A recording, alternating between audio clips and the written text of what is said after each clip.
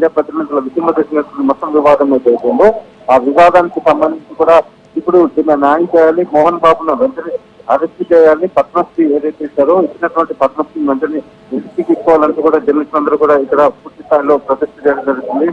మోహన్ బాబు మీద 307 కేసులు నమోదు చేయాలి, భవిష్యత్తులో దాడులు జరగకుండా చూడాలంటూ కూడా ఇక్కడ మీడియా ప్రతినిధులందరూ కూడా డిమాండ్ చేస్తున్నారు. పూర్తిగా కూడా అంటే నిన్న జరిగినటువంటి దాడిలో రిపోర్టర్ కి ఒక టీవీ ఛానల్ రిపోర్టర్ కి తీవ్ర గాయాలు అవ్వడం, ప్రస్తుతానికి ఇంకా కూడా హాస్పిటల్లోనే ట్రీట్మెంట్ పొందుతూ ఉండడంతో పోలీసులు కూడా పహాడీ పోలీసులు కూడా కేసు అయితే నమోదు చేశారు. కేసు నమోదు చేసినటువంటి పహాడీ పోలీసులు ఇంకా మోహన్ బాబును వెంటనే పిలిపించి ఆయనను విచారించి అరెస్ట్ చేయాలి, లేని పక్షంలో కూడా ఇక్కడ నుంచి కూడా ఇక సైబర్ రామచకొండ సైబర్ సిపి కార్యాలయానికి వెళ్తామంటూ కూడా డిమాండ్ రిపోర్టర్స్ అయితే డిమాండ్ చేయడం జరుగుతుంది.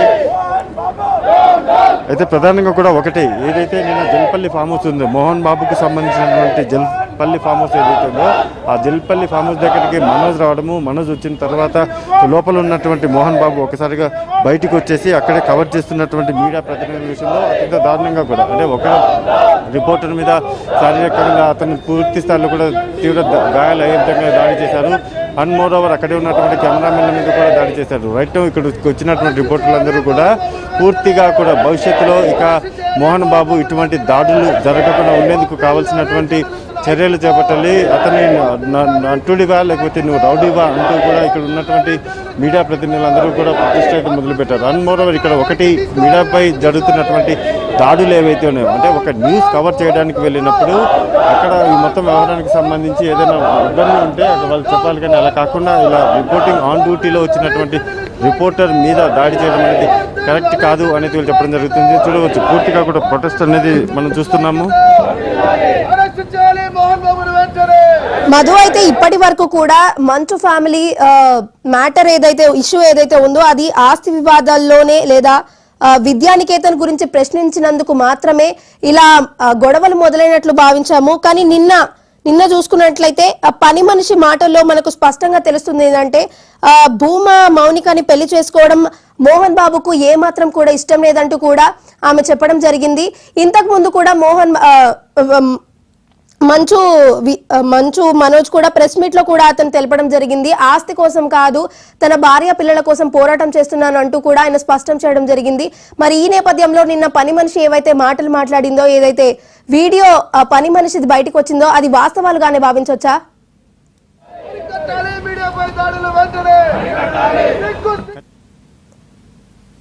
దాడి తర్వాత అంటే నిన్నటి వరకు కూడా ఒక ఫ్యామిలీకి సంబంధించినటువంటి వ్యవహారం అది, కానీ ఇప్పుడు చూసుకుంటే మాత్రం అది పూర్తిగా కూడా బహిర్గతం అవడము, బయటకు వచ్చిన తర్వాత మీడియాలో ప్రచారం అవ్వడము, మీడియాలో మొదట ఆస్తులని రావడము, ఆ తర్వాత చూసుకుంటే ఒక్కసారిగా ఇది ఆస్తి గొడవ కాదు దాని వెనక వేరే రీజన్ ఉంది అంటూ కూడా బయటకు వచ్చింది. రైట్ నిన్న మనోజ్ కూడా మాట్లాడారు, మోహన్ బాబు కూడా కనీసం ఏం మాత్రం కూడా మాట్లాడకుండా జస్ట్ అడిగినందుకే అక్కడ ఉన్నటువంటి మీడియా ప్రతినిధుల మీద దాడి చేశారు. రైట్ నౌ ఇప్పుడు ఈ మొత్తం పరిస్థితికి సంబంధించి రాచకొండ సిపి కూడా నోటీసులు సర్వ్ చేయడం జరిగింది. నోటీసులు ఇచ్చిన తర్వాత ఈరోజు ముగ్గురు కూడా మనోజ్ కావచ్చు, విష్ణు కావచ్చు, మోహన్ బాబు కావచ్చు ముగ్గురు కూడా అటెండ్ అవ్వాలంటూ కూడా ఈ నోటీసుల్లో పెట్టుకున్నారు. కానీ మోహన్ బాబు నాటకీయ పరిణామాల మధ్య ఒక హైడ్రామాతో ఆయన నిన్న ఎప్పుడైతే సిపి నోటీసులు జారీ చేశారో, సిపి వన్స్ నోటీసులు జారీ చేసిన తర్వాత ఆయన డైరెక్ట్గా గచ్చిబౌలిలో ఉన్నటువంటి ప్రైవేట్ హాస్పిటల్కి వెళ్ళారు. ఆ ప్రైవేట్ హాస్పిటల్కి వెళ్ళిపోయి అక్కడ జాయిన్ అయిపోయారు. అంటే ఇక్కడ ఒకటి టెక్నికల్గా ఒకటి ఏంటంటే మీరు ఇచ్చినటువంటి నోటీసులకు నేను అటెండ్ అవ్వలేకపోతున్నాను, దానికి కారణము నాకు అనారోగ్య కారణాలు ఉన్నాయి కాబట్టి, అంటే అనారోగ్య కారణాలు చూపిస్తూ కూడా ఆ నోటీసులకు రిప్లైగా ఇంకా నేను రాలేను, మరొక డేట్ ఏదైనా చెప్తే అప్పుడు వస్తాను అనేటటువంటి సమాధానాన్ని ఇండైరెక్ట్గా మోహన్ బాబు చెప్పారు. కానీ ఆ సమాచారం అంతా పోలీసులకు రాచకొండ పోలీసులకు చెప్పినప్పటికీ కానీ ఇక్కడ ఒకటి కీలకం, ఎందుకని మోహన్ బాబు భయపడుతున్నాడు. నిన్న ఆ స్థాయిలో రెచ్చిపోయి మీడియా ప్రతినిధుల మీద దాడి చేసినటువంటి మోహన్ బాబుకు ఆల్ ఆఫ్ సడన్గా అలా అనారోగ్యం పాలవడం ఏంటి, వెళ్ళి అడ్మిట్ అయ్యేంత వరకు వెళ్ళి చూపించుకొని వచ్చాడు అనుకుంటే అది ఒక రకం. అలా కాకుండా వెళ్ళి అడ్మిట్ అయ్యేంత వరకు పరిస్థితి వచ్చిందంటే ఖచ్చితంగా కూడా అనుమానాలు ఉంటాయి. సో అలా అనుమానాలకు తాగిస్తూనే మోహన్ బాబు వెళ్ళి సిపి ఇంకొకటి మనకున్న సమాచారం ప్రకారం మనోజ్ ఇప్పుడే జల్పల్లి ఫామ్ హౌస్ ఏదైతే ఉందో జల్పల్లి ఫామ్ హౌస్ దగ్గర నుంచి ఆయన బయలుదేరి నోటీసులు ఇవ్వడంతో అంటే రాష్ట్ర కమిషన్ ఇచ్చినటువంటి నోటీసులు ఏవైతే ఉన్నాయో ఆ నోటీసుల్లో భాగంగా మనోజ్ మాత్రం ఈ రోజు సిపి కార్యాలయంలో అటెండ్ అవుతున్నారు, సిపి ముందు హాజరవుతున్నారు. మరి విష్ణు పరిస్థితి ఏంటి? విష్ణు కూడా హాజరవుతారా, విష్ణు హాజరవ్వరా అనేది కూడా ఇంకా బిగ్ క్వశ్చన్ మార్క్.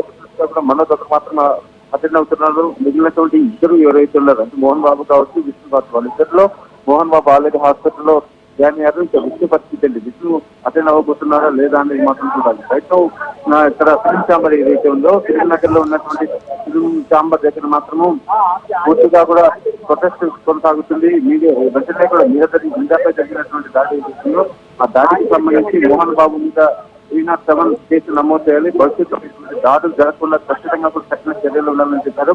మోహన్ బాబును వెంటనే బహిరంగ క్షమాపణ చెప్పాలి, లేని పక్షంలో మాత్రం డెఫినెట్ గా కూడా రానున్న రోజుల్లో ఇంకా ఎక్కువ తీవ్ర స్థాయిలో మేము ఉద్యమం పూర్తిగా కూడా మీడియాపై జరిగినటువంటి దాడి ఏదైతుందో డెఫినెట్ గా కూడా ఆ రిపోర్టర్ దగ్గర అతనికి చాలా తీవ్రమైనటువంటి గాయాలయ్యాయి. ప్రస్తుతం హాస్పిటల్ కూడా ట్రీట్మెంట్ పొందుతున్నారు. ఇదంతా కూడా ఒకవైపు కొనసాగుతూ ఉండగానే మరోవైపు చూసుకుంటే మాత్రము ఏదైతే దాడి